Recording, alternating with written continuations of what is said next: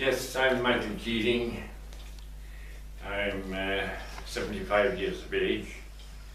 That makes me that I was born in 1938. I'm a farmer by trade or profession, whatever you like to call it, Jack. I went to school in Grange in the 1940s and left school in 1952. What did you have to bring to school with you every day? I brought my school bag, my bags, and a lunch. When I say a lunch, bottle of milk, maybe, and a sandwich, maybe, definitely a bit of bread, and that was it. You understand what I mean? So Michael, where are the local fairs held? They were held in Clare and Clonmel. And were they organised, and how often did they take place? Once a month. And what was a jobber? A jobber was a person that bought cattle in Clare Fair and held them for 4 or 5 days and sold them in Clonmel Fair. And just to brief you, if your grandfather or me had cattle going to Clare Fair, Jack, we'd have to get up at 3:30 in the morning, gather our cattle together in the field and walk them to Clare. And you know the distance that was. Yes. When you were selling your cattle or buying cattle, did you ever have luck money? Yes. And do you want to know what luck money is? Please. Yes. In other words, if you sold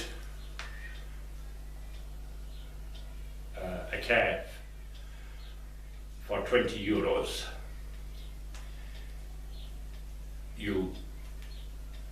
the buyer gave you the 20 euros, but you gave him 2 euros back as luck money.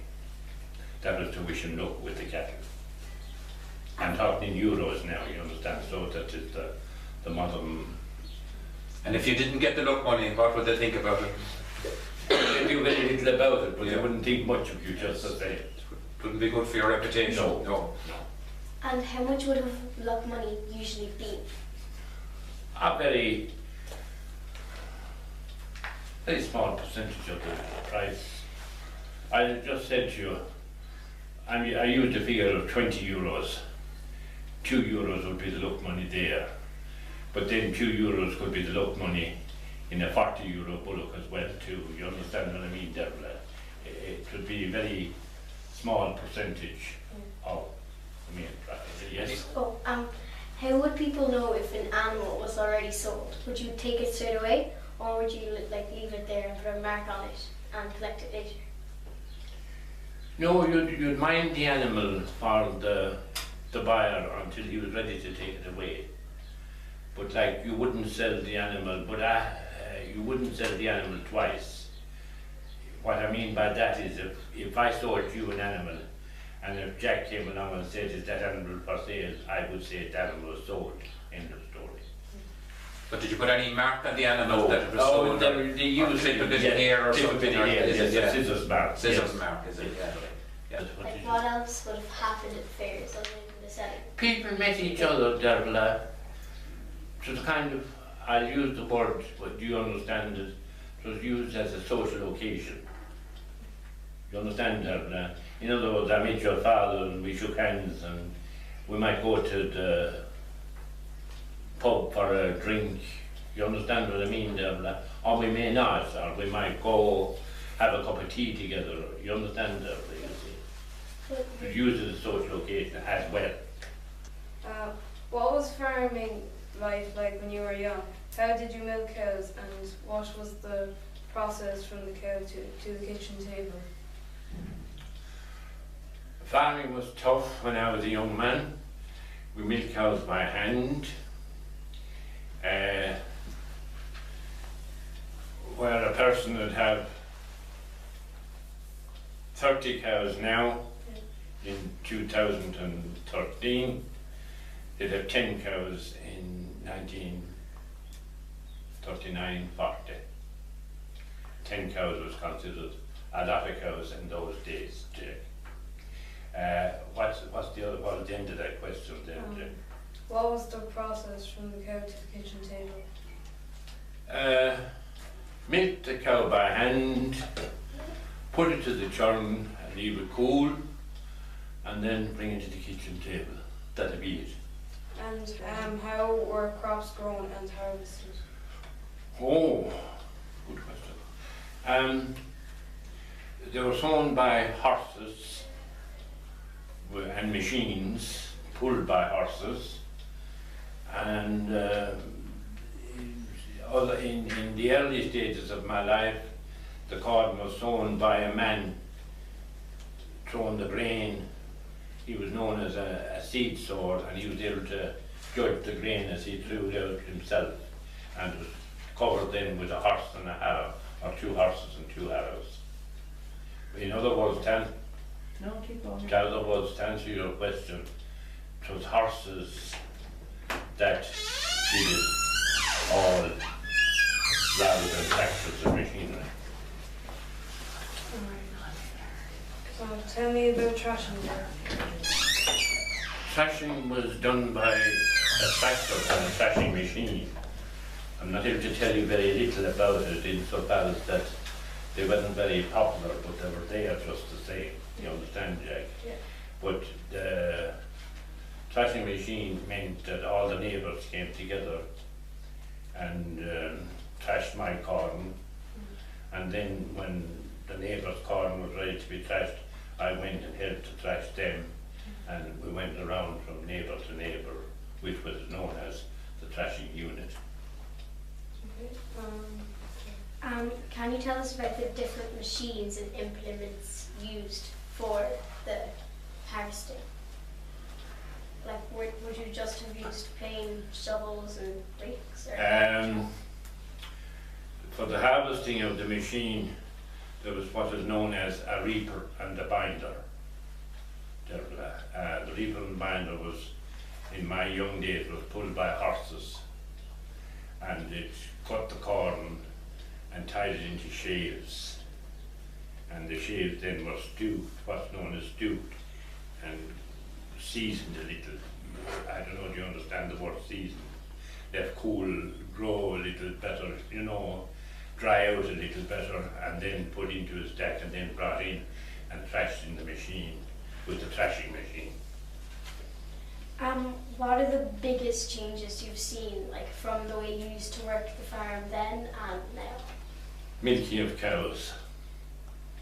I don't mean, you ask me a straight question, I'll give you a straight answer. I'm retired now as a farmer. With my son, we used to milk 8 to 10 cows by hand. He now milks 100 cows with 16 units. How have these changes affected the community? Oh, people don't know each other as much as they did. In my childhood days, everybody knew their next door neighbour and everybody else. But nowadays, people are more inclined to live on their own and do their own thing. You understand what I mean? What are the main changes you've seen in your area over the years? Oh, well, I'll answer one to you without looking at anybody. Communication. In my young days, everybody knew everybody else. Neighbours knew everybody, and neighbours' houses were open houses and so on and so forth. Not as much nowadays. But then, when I say communication, then I have to bring it to the other aspect of it is that, as I have said several times, we had no electricity, no telephones, no nothing, and people were communicating in person. You understand what I mean? If I wanted to meet you, I had to go meet you, Devil. If I wanted to meet you, Jack, I had to go down and meet you and talk to you. Yeah. You understand what I mean? Whereas nowadays, all I need to do is lift the telephone and I'm talking to you. Can you tell us any stories about the houses you live in? The house which I live in now is the area. I won't say the house because the house is a modern house, Yes. but the area which I live in is very historic.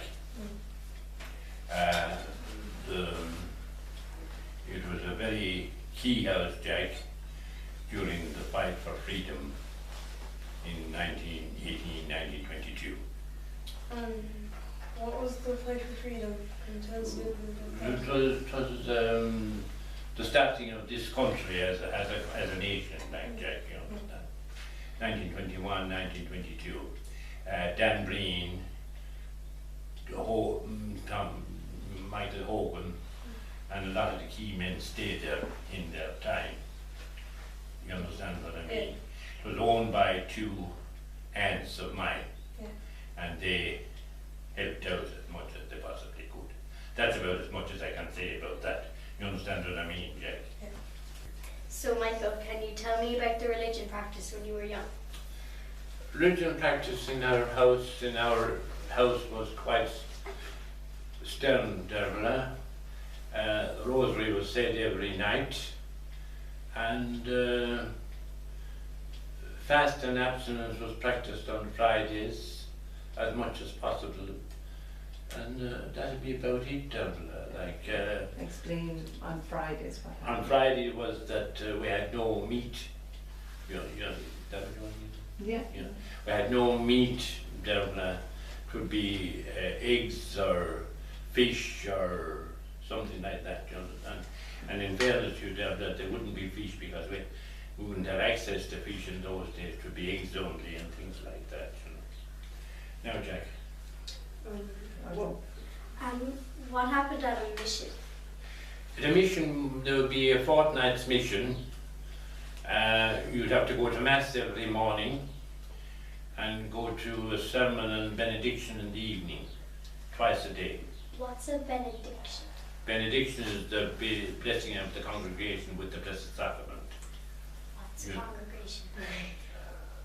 The people in the altar, in the church.